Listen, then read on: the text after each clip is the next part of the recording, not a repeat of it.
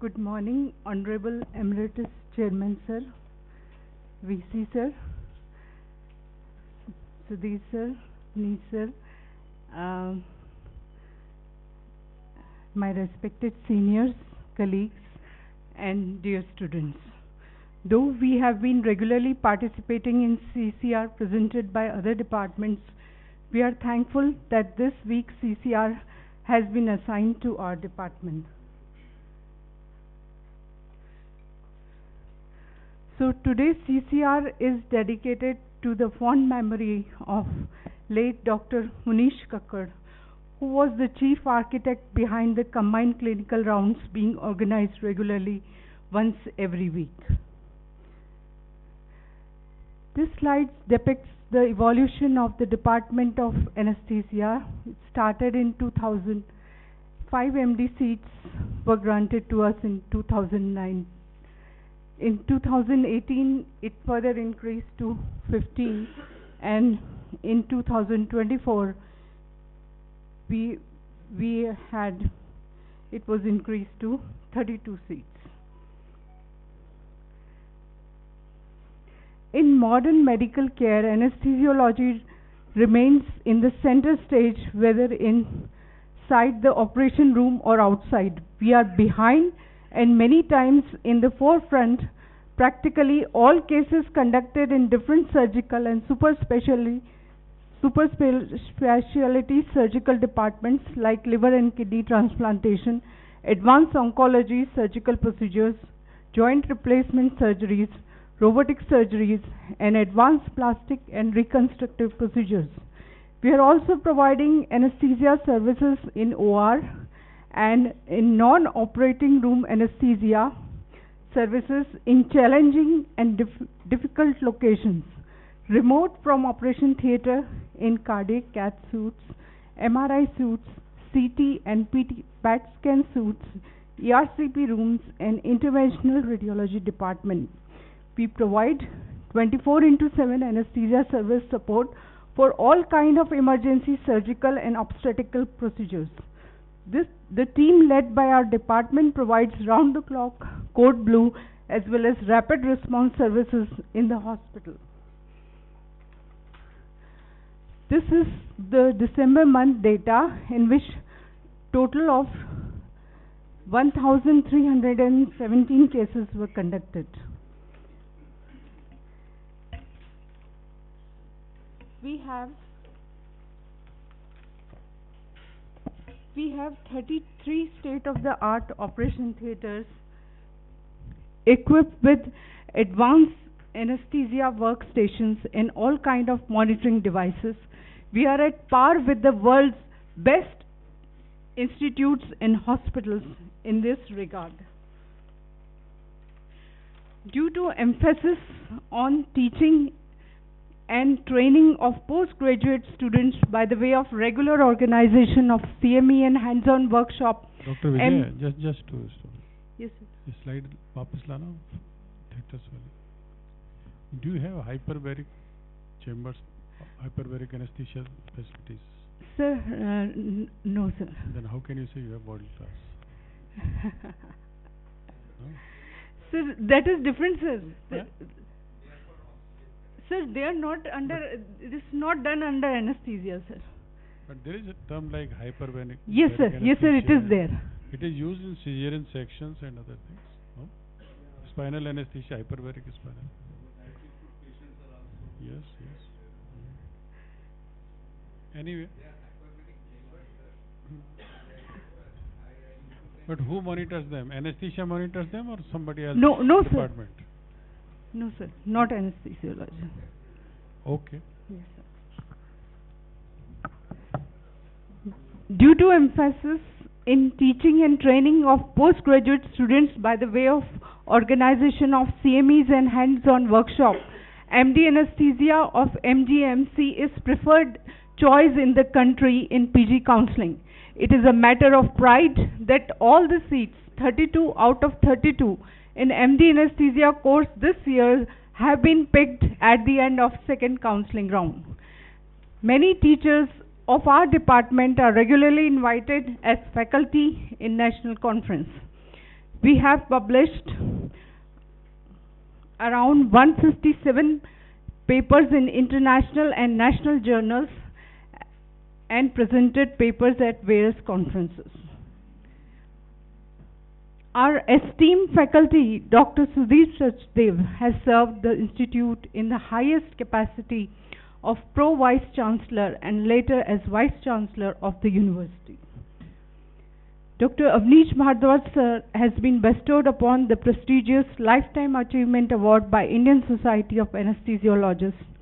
Dr. Sudhir Sachdev sir and Dr. Avnish Bhardwaj sir were awarded Illustrious Alumni Award by SMS Medical College, and Lifetime Achievement Awards have been awarded to our faculty in this institute. PG students of our department now occupy prestigious position in various organizations. Today, we are going to present a 37-year-old patient who underwent successful surgery for advanced ovarian cancer at our institute. We will take this case as the base of today's presentation. Since the patient was admitted with Surgical Oncology Department, I invite Dr. Raunak from Surgical Onco to give a brief overview of the patient.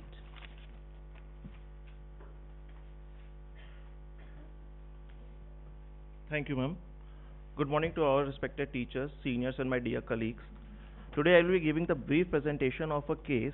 The details of the case will be dealt on later on by the Department of Surgical Oncology, Department of Anesthesia. So the patient review. The patient is a 37-year-old female who is a premenopausal, came to Mahatma Gandhi at Surgical Oncology OPD with progressive abdominal distension and shortness of breath since 4 months. Within consent, the general examination and the systemic examination was done. The general examination was within the normal limit. However, with the per-abdominal examination, we saw the abdominal distension with shifting dullness was present, which was suggestive of a free fluid within the abdomen. However, there was no palpable abdominal mass or organomegaly felt. On respiratory examination, there was dull note on the percussion and decreased breath sound on the right side, which was suggestive of pleural effusion. So the patient was sent for radiological and the biochemical examination. On the radiological examination, CCT thorax and whole abdomen was done, which was suggestive of a heterogeneous mass lesion in bilateral adnexa, with metastatic deposit was seen in the pouch of Douglas, the right subdiaphragmatic region, the perihepatic, the bilateral paracolic, omental, and the pelvic region. Thorax part of the CT suggestive of a right-sided pleural effusion with the areas of consolidation and basal atelectasis was seen. So the tumor markers was also sent, in which the CA125 found to be elevated to the value of 660. The CA and CA99 was within the normal limits. The therapeutic pleural and ascitic tapping was done and sent for evaluation. The pleural cytology came out to be negative for the malignant cell. However, the ascitic fluid cytology was positive for the malignant cells. Hence, the sono-guided biopsy from the left adnexal mass was done, which came out to be the high-grade serous adenocarcinoma. So, combining with all the results, the final diagnosis came out to be the high-grade serous epithelial ovarian carcinoma with FIGO stage 3. So the case was discussed in the multidisciplinary tumor board, and the plan was carried out.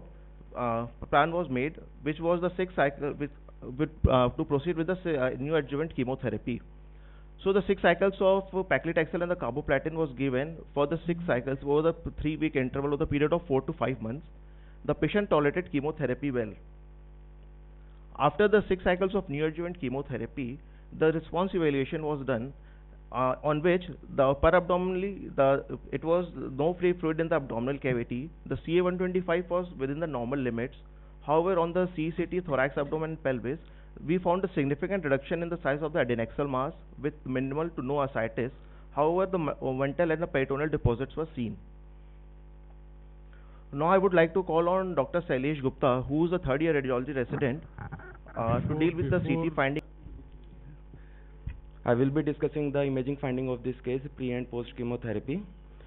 These are axial images, post-contrast CT abdomen images, in which we can see there is a heterogeneously enhancing solid cystic lesion seen in the right adnexal lesion, which was measuring about 7.4 into 8.3 centimeter in size, and in post-chemotherapy session there was a significant reduction in size in right adnexal lesion.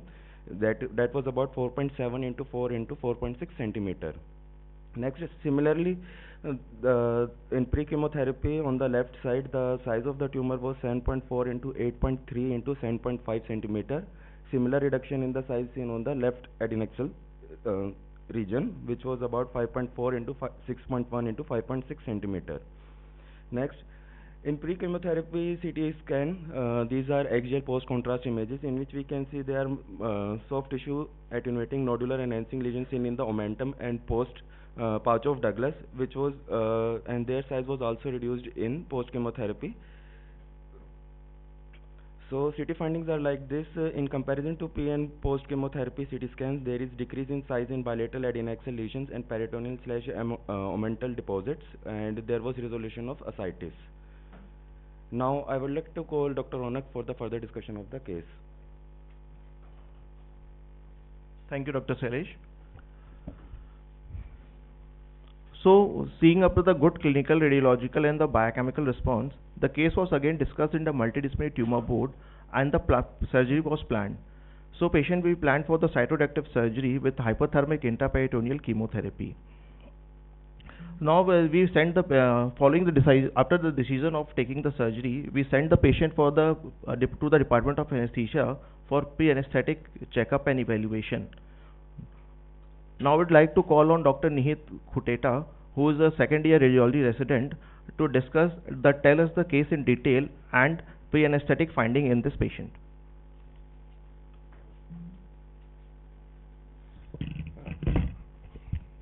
Thank you, Dr. Raunak.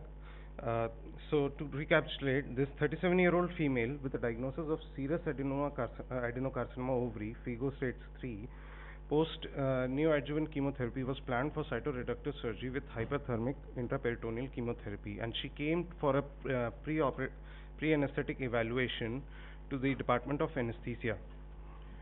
She was a recently diagnosed hypertensive on regular medication. She didn't have any allergy history or any history of any addiction. She's a known Chula worker since 20 years, and she did not have any history of cancer in her family. She also didn't have any comorbidities. On a preoperative evaluation, her MET scoring, or the metabolic equivalent of TAS scoring, was less than 4. A MET scoring of 1 represents the amount of energy used when a person is at rest. So less than score signifies that it's a very she does not have any she cannot do any intensive activities. On general examination, the patient was conscious, cooperating and oriented to time, place and person. Her BMI was 31.6 kg per meter square. Her ECOG scoring was 1. Pallor was present, and her BP was 170 by 100 mm of Hg at the time of pre-anesthetic evaluation. Her systemic evaluation was unremarkable. On airway assessment, her modified Mallampati grade was 2. Her BMI was 31.6. She had a history of snoring and had a short neck, as her thyromental distance was less than 6.5 centimeter. Hence, she was an anticipated difficult ventilation and intubation. On checking her blood investigations, her hemoglobin was 8.2 and her albumin was 3.2. Rest of the investigations were within normal limits. On preoperative assessment of her PFT, she had it was suggestive of a mild restrictive pattern. Now I would like to call Dr. Pooja Nigam, third year resident of Department of Anesthesia, to further proceed with the case. Good morning, respected teachers, seniors and my dear colleagues.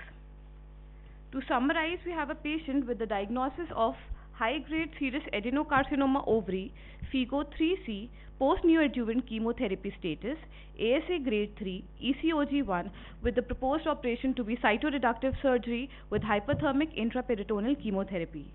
Given the high-risk nature of this case, a departmental board meeting was convened to discuss and formulate the plan and strategy, the pros and cons, the challenges we might face, and followed by how to deal with the challenges. To give a brief overview, the surgery is divided into 3 distinct phases after the induction of anesthesia. The first stage is the cytoreductive stage, where the surgeon aims to macroscopically remove the resect the tumor. The second is the HIPAC phase, where the microscopic tumor is then exposed to heated chemotherapeutic agents at a temperature of 41 to 43 degrees Celsius for a period of 90 minutes, followed by the post-HIPAC phase, where the hemostasis achieved and surgical closure is done, followed by the post-operative stage. After reviewing the stages, we identified the key perioperative anesthetic concerns and classified into three categories: the preoperative, intraoperative and postoperative. The anesthetic concerns in the preoperative period were the ECOG status, the PCI index, albumin and nutrition, anemia and hypertension. The intraoperative stage can be further divided into three stages, that is, starting with the pre-HIPAC phase, where the macroscopic and extensive tumor resection may result in uncurved blood loss, causing pronounced hemodynamic instability and fluid shifts, which can subsequently lead to hypothermia. During the HIPAC phase, temperature regulation, hemodynamic changes, cytotoxicity, dyselectrolenemia, lactic acidosis and coagulopathy were the concerns. In the post-HIPAC phase, blood loss, fluid shifts and rebound hypothermia were the major concerns. Upon completion of the surgery, the post-operative phase is equally critical, with key concerns regarding on-table extubation, post-operative pain, early mobilization, fluid shifts, rebound hypothermia, coagulopathy and prolonged surgery. After thoroughly addressing all the previously outlined concerns, the patient was subsequently reassessed and a comprehensive strategy was developed to address both the immediate and the long-term needs, starting with the prehabilitation and pre-optimization of the patient's blood pressure. The incentive spirometry, deep breathing exercises were advised, nutritional evaluation and dietitian were referred, oral protein supplementation was given and physiotherapy was advised. For the preparation of the OT, all emergency drugs were kept other than the general medications for the induction and maintenance of anesthesia, with difficult airway cart fully equipped to overcome any difficulty during intubation. On arrival to the OT, the patient's name, age, diagnosis and the procedure to be performed were confirmed, routine monitoring was applied, and considering the long duration of the surgery and anticipated hemodynamic events, two large bore IV lines, the thoracic epidural catheter, left radial arterial line and a triple human central venous catheter were inserted. Some of the most essential monitoring devices were utilized specifically for this case. One of them being invasive arterial line, which was done for a real-time monitoring of the patient's hemodynamic and blood gas analysis. Other than that, core body temperature, blood sugar, hourly urine output monitoring and ABGs were done. To adequately interpret the depth of anesthesia and neuromuscular monitoring, train of 4 guard and bispectral index were also used. After reviewing a general overview of the surgical steps and the perioperative concerns, I would like to ask my fellow residents on the most suitable anesthetic approach for this particular case: general anesthesia, regional anesthesia or a hybrid approach.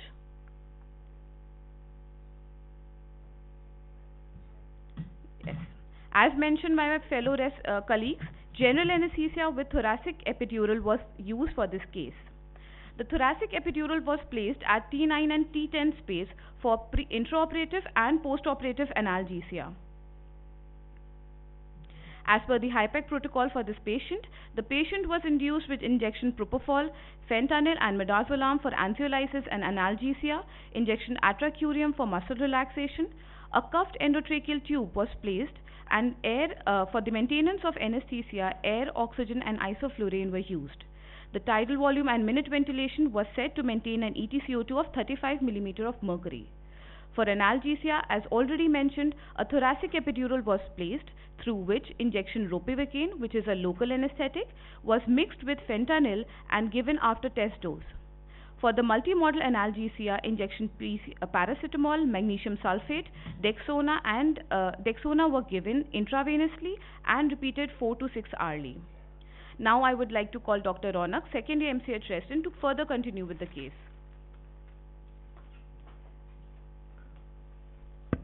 Thank you, Dr. Pooja.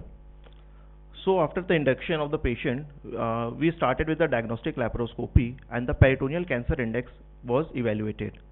Peritoneal cancer index is basically describes the volume and the extent of the disease that we found within the abdominal cavity. So the size of the lesion within the each region of the abdomen is seen and evaluated, and the scoring is done.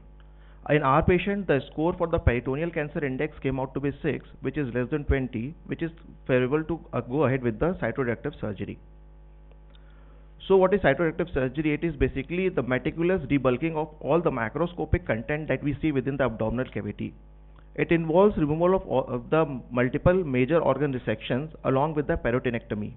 In our patient, we did total parietal peritonectomy with total abdominal hysterectomy with bilateral salpingo-oophorectomy with total lumpectomy, and retroperitoneal lymph node sampling was done.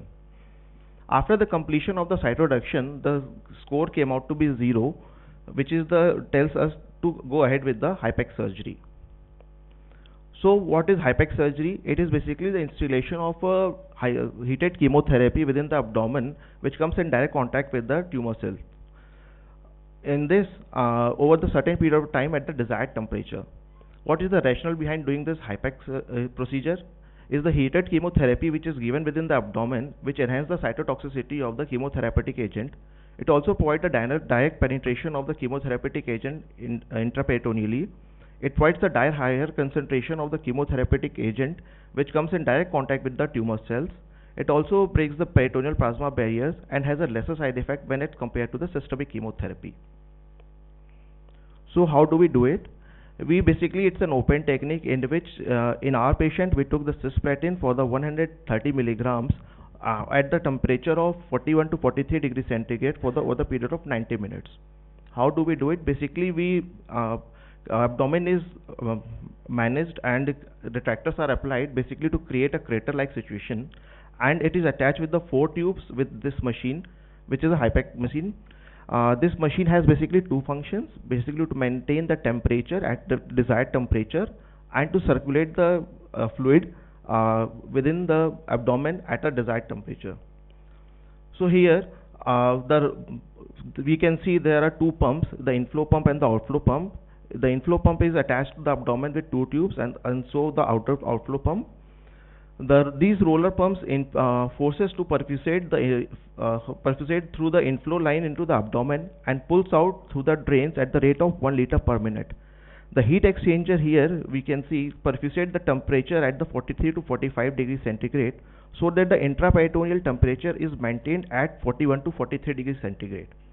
Once this temperature is achieved and seen in the outflow pumps, we give the chemotherapeutic agent, and the HIPEC procedure is started for the next 90 minutes. After the completion of this procedure, a thorough saline wash is given, and abdominal drains are placed, and abdomen is closed. The total duration of the surgery in our patient was 9 hours, and the samples what we take out was sent for histopathology examination. Now I would like to call Dr. Shikha Goyal, who is a DM 3rd year resident in the Department of Oncopathology, to discuss with the histopathology. Thank you. Thank you, Dr. Raunak. So now I will be discussing the histopathological aspect of the samples specimen which we received in our department. So the positive gross findings in the specimen is both the right and the left ovaries were enlarged. The capsules of both the ovaries were breached. On cut section, the tumor is solid and cystic with papillary excrescences, as we can see. And omentum also shows the grey-white nodular deposit measuring 1.5 centimeter in the greatest dimension. So on histopathological examination, this is an H&E stained scanner view of the section from the ovary. This ink, as we can see, lines the ovarian capsule, and in the scanner view we can see that the ovarian capsule is breached. Then this is an high power 400x H&E stained section of the same ovary, which is showing the sheet of the malignant cells having high NC ratio, nuclear pleomorphism, prominent nuclei. At places the papillae formations are seen, which is not shown in this picture. So the diagnosis is high-grade serous carcinoma of the ovary, and in the high-grade serous carcinoma of the ovary, post-NSCT cases, we do the chemotherapy response score, which is done in the omentum. So in the, as we can see in this picture, this is a viable tumor admixed with the fibroinflammatory response. So the chemotherapy response score of 2 is given. Basically, the chemotherapy response score is assessed on the basis of fibroinflammatory changes and the tumor which we see in the specimen. So the final pathological diagnosis was bilateral ovaries, high-grade serous carcinoma. Right and the left diaphragmatic peritoneum was free of tumor. Omentum and pelvic peritoneum shows metastatic adenocarcinoma. Chemotherapy response score was CRS-2, and 8 lymph nodes were identified which were free of tumor. So according to the 8th edition of AJCC, TNM staging was done, and it was YPT3B and 0. Thank you. Now I would like to call Dr. Pooja Nigam to further continue with the case. Good morning, everyone. I'm here to discuss the pathophysiology of the HIPEC surgery, expected complications, and preventive strategies. The goal of intra-abdominal hyperthermia during CRS HIPEC is to enhance the cytotoxicity and penetration of chemotherapeutic agents into the malignant disease.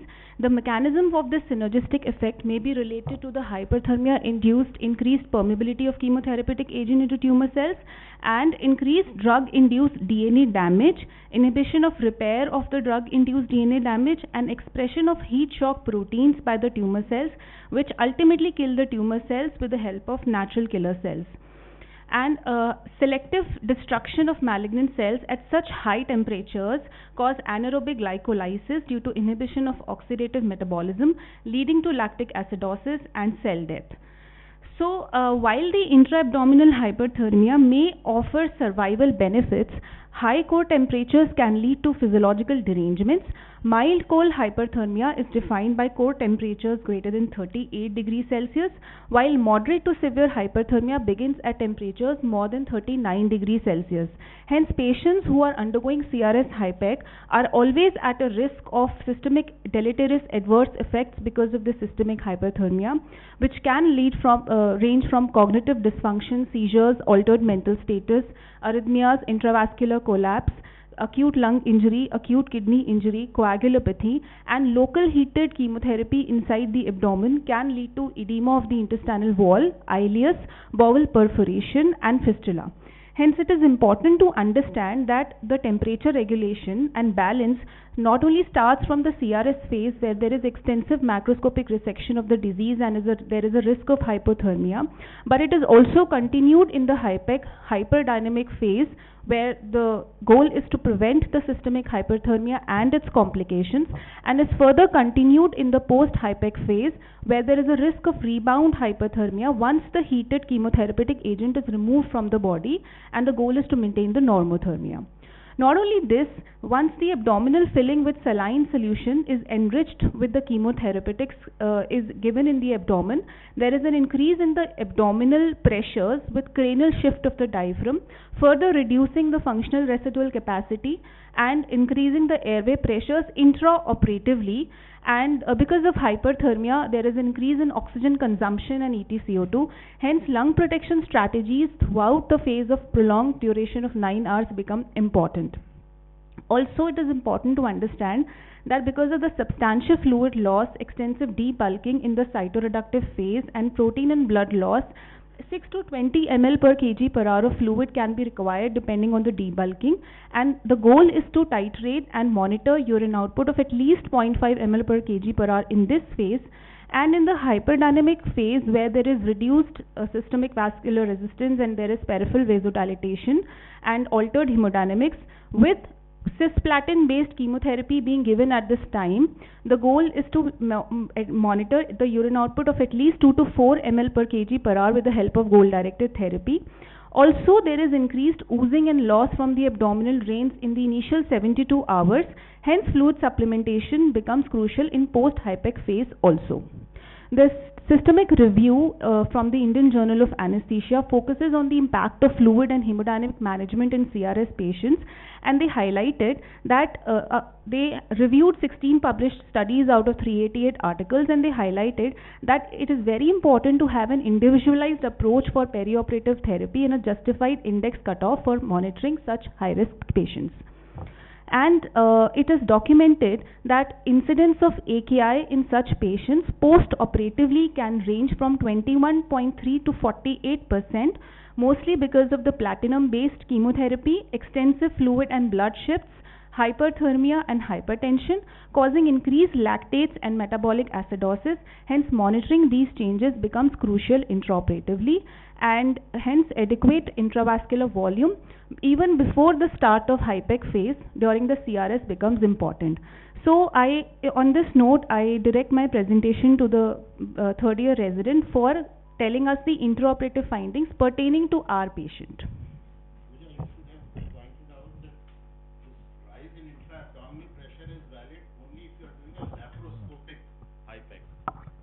Because here the abdomen is open, so there will be no rise or there is no pressure actually. Okay, so that is applicable only to laparoscopic procedure. Thank you, ma'am.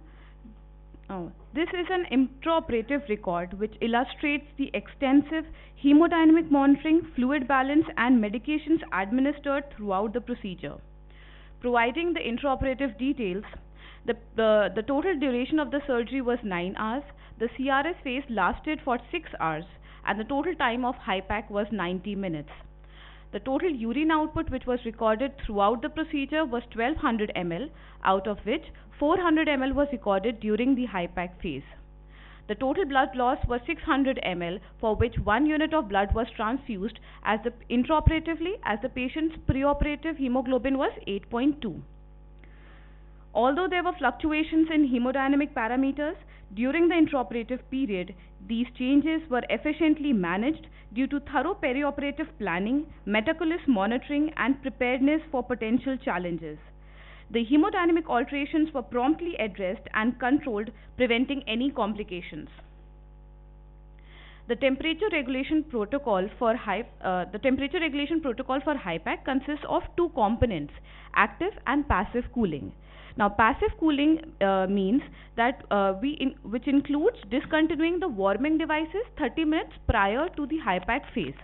In active cooling is achieved through application of ice packs to the neck, axilla and the groin area, or by administering cold intravenous fluids at a temperature below 6 degrees Celsius. This is an intraoperative temperature charting, where the temperature is recorded by placing a temperature probe in the esophagus to monitor the core body temperature. As shown by the graph, the temperature of the patient at the starting of the surgery was 36.7 degrees Celsius, which reduced to 34.4 degrees Celsius at the start of the HIPAC phase, which is represented by HS.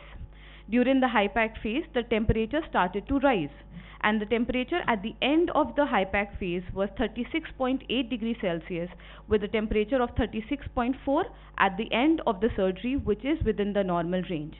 The delta temperature was 2.4 degrees Celsius. Now, the delta temperature is the difference between the maximum and the minimum recorded temperature intraoperatively of the patient. A lower delta temperature is suggestive of less or decreased post-operative morbidity. These were the measures which were used to prevent hypothermia during CRS and the post-HIPAC phase, that is, use of warm fluids, fluid warmers and forced air warmers. For the prevention of hypothermia during the HIPAC phase, we used 200 ml of cold IV fluids as an active cooling measure. Use of ice packs and forced air warmers were set to ambient temperature of 24 to 25 degrees Celsius. These are the serial ABGs of these are the serial ABGs of the patient, which were done at different intervals during the procedure. As we can see, the hemoglobin of the patient at the starting of the CRS was 8.2. After 1 unit of blood was transfused, it was 9.4, and at the end of the surgery, it was 9.2. The glucose levels were observed to rise, and during the HIPAC procedure. This was because due to the dextrose solution which was used for the perphisate in combination with the chemotherapeutic agents. The lactate levels also increased they increased to a level of 6.2 during the hypac phase because of the increased basal metabolic rate and increased heat production, which was brought down to a normal range of 3.2 at the end of the surgery. For the extubation of such a case is also a typical challenge. However, in our case, the patient's hemodynamics were stable with adequate oxygenation, adequate ventilation, with stable vitals, and full reversal of muscle relaxation was done. There was no use of inotropic support for the last 20 minutes of the surgery, and therefore the patient was decided to be extubated. The vitals during extubation were blood pressure 140 by 88 mm of mercury with a heart rate of 89 per minute and a saturation of 97%. The patient was then shifted to the ICU for further monitoring. For the post-operative course, the analgesia management was done with the help of serial epidural top-ups which were administered for post-operative analgesia. For monitoring and evaluation, arterial blood class, renal functions and liver functions were done and were within the normal range. The epidural catheter was removed on day 3 and the patient was discharged on day 7 post-operatively. So we chose this case because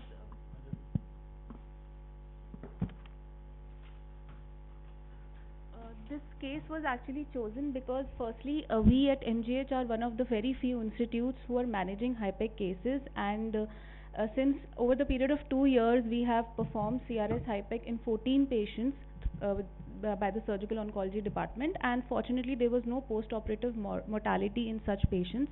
Also, this patient specifically was chosen, though as I mentioned that there were expected complications throughout the different phases of surgery, and with multiple comorbidities and physiological trespass which is there because of the high temperatures.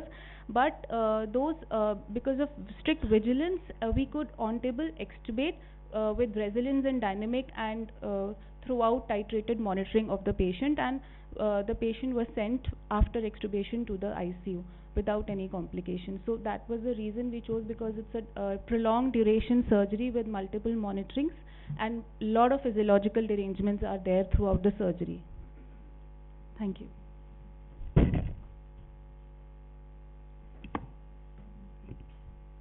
For the take-home message, CRS and HIPAC is a complex, prolonged and high-risk procedure, frequently accompanied by numerous potential complications, particularly due to the substantial physiological stress involved.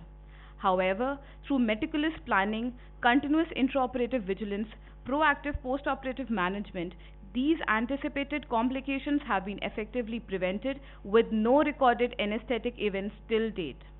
Hence, the Department of Anesthesia plays an indispensable role in managing such high-risk cases. Thank you. I would like to thank the contributing departments of Oncopathology, Radiodiagnosis and Surgical Oncology.